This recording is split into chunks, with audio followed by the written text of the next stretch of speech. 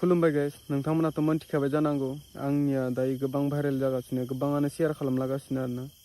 थ' बेफोरखौ आंबो मिथियामोन, आं मैयासो मोनथिदों आङो। आं होमबालाय माथो बुंबावनो, दा बै सिख्लाया स्टेटास दोनामोन थ' दोनफ्लांबाय बिबो। जोंबो भिडिअ लानाङामोन, बेखौबो लाफ्लांबाय। बेनो गोबाङानो दा बिराद ट्रल खालामबाय दं, गोबाङानो फेसबुकाव शेयार खालामबाय दं। दा आं माथो बुंबावनो हानो आरोना, आं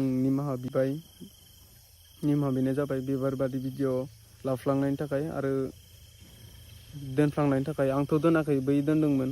थ' बेहायनो गोबां भाइरेल जालांबाय आरोना, सासे मानसिया मोननानै ग्रुपाव शेयार खालामजोबना होबाय, बेनो बेफोरबायदि भाइरेल जानांगौ गोनां जाबाय।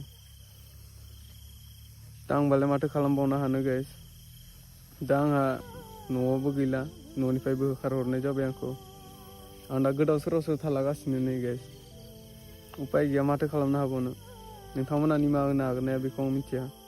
जुदि आंनि जिउ जोब्बाल' नोंथांमोना निमाहा होनो हायो अब्लाबो आं बेखौ राजि। उपाय गैला गाइस, आं मा खालामनो हाबावनो। बेयो दोना नङा, बे दोनफ्लांबाय, बेनो गोबां भाइरेल जालांबाय। बे